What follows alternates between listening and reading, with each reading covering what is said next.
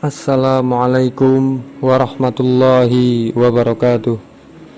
Alhamdulillah, alhamdulillahilladzi hadana lihada wa ma kunna linahtadiya laula an hadanallah.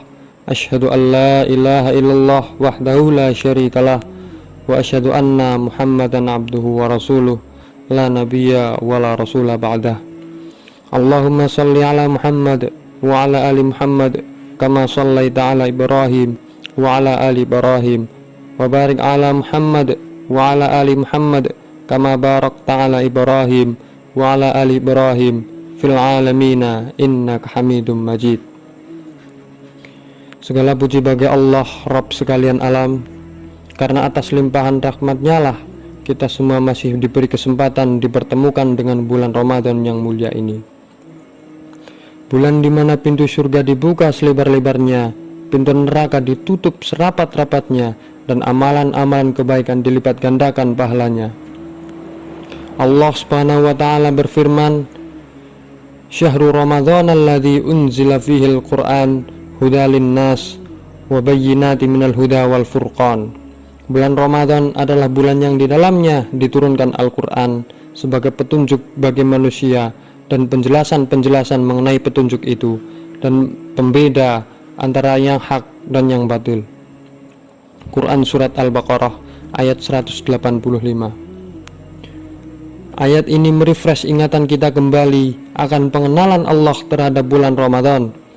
Bukan hanya sebagai bulan puasa, melainkan bulan Ramadan merupakan bulannya Al-Quran, Syahrul Quran, di mana Allah Subhanahu wa taala menurunkan permulaan Al-Quran sebagai petunjuk bagi manusia di alam semesta. Oleh karenanya, sudah semestinya di bulan Al-Quran ini umat Islam mengencangkan tekad dan niat untuk lebih bersemangat membaca serta merenungkan isi Al-Quranul Karim. Perenungan serta pengamalan isi Al-Quran inilah seharusnya mendapatkan porsi yang lebih besar dari aktivitas umat Islam di bulan suci ini, mengingat hanya dengan inilah umat Islam dapat mengembalikan peran Al-Quran sebagai pedoman hidup dan panduan menuju jalan yang benar. Berbicara tentang Al-Quran, Rasulullah SAW bersabda, "Iqra'ul Quran fa innahu ya'ti yaumal qiyamati syafi'an li ashabihi." Bacalah oleh kalian Al-Quran, karena Al-Quran akan datang di hari kiamat kelak sebagai pemberi syafaat bagi orang-orang yang rajin membacanya. Dari hadis berikut mungkin akan timbul pertanyaan dari kita, apakah syafaat tersebut diperuntukkan bagi orang-orang yang membaca Al-Quran sampai dengan khatam atau sampai dengan 30 juz, ataukah orang yang membaca Al-Quran sekedarnya saja, dalam tanda kutip, yang penting membaca Al-Quran? Baiklah saudara-saudaraku sekalian, Nabi SAW tidak katakan kita harus menjadi hafiz Quran, tetapi yang ingin Nabi tanamkan adalah kecintaan kita terhadap Al-Quranul Karim. Jadi ahli Quran itu tidak semata orang yang hafal 30 juz, tetapi ahli Quran adalah orang yang cinta dan selalu berinteraksi terus-menerus dengan Al-Quran. Dia mencoba menghafalkan Al-Quran, alhamdulillah hafal 30 juz. Tetapi ada orang yang diberikan Allah pahalanya dahulu.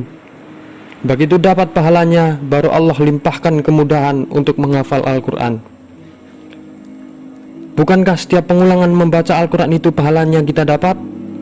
Rasulullah SAW bersabda, "Man qara'a harfan min kitabillah falahu bihi hasanatun wal hasanatu bi'asri amsalihha.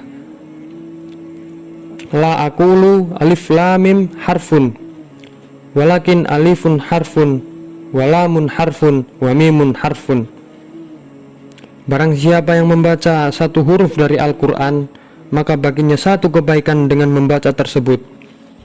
Satu kebaikan dilipat gandakan menjadi 10 kebaikan di setiap satu hurufnya. Aku tidak mengatakan bahwa alif lam mim itu satu huruf, melainkan alif satu huruf, lam satu huruf, dan mim satu huruf. Lalu bagaimana dengan orang-orang yang belum bisa istiqomah membaca Al-Quran? Yang pertama, coba kita renungkan tentang keutamaan Al-Quran. Yang pertama adalah menjadi syafaat.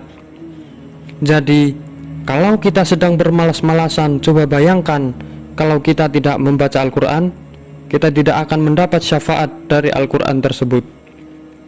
Di dunia ini saja, ketika seorang mendapat masalah, sulit orang lain tolong, apalagi kelak di akhirat. Permasalahan yang dihadapi oleh umat manusia semakin pelik. Semua orang lari. Yauma yafirrul mar'u min ahihi wa ummihi wa abihi wa sahibatihi wa banihi likulli imri'in minhum yawma idzin sya'nu yughni. Yang kedua, bayangkan saat sedang malas itu kita diwafatkan oleh Allah Subhanahu wa taala, maka saat itu tidak ada lagi kesempatan bagi kita untuk bisa membaca Al-Quran. Saudara-saudaraku seiman yang semoga dirahmati oleh Allah Subhanahu wa taala, kalau kita sudah bisa membaca Al-Quran dengan istiqomah, maka insya Allah ya'ti yaumal qiyamati syafi'an li ashabihi. Al-Quran akan datang di hari kiamat sebagai pemberi syafaat bagi para pembacanya. Barakallahu li wa lakum fil Qur'anil azim wa nafa'ani wa iyyakum bima fihi minal ayati wa dzikril hakim. Aqulu qawli hadza wa astaghfirullahu li wa lakum wa lisairil muslimina min kulli dzambi fastaghfiruhu innahu huwal ghafurur rahim.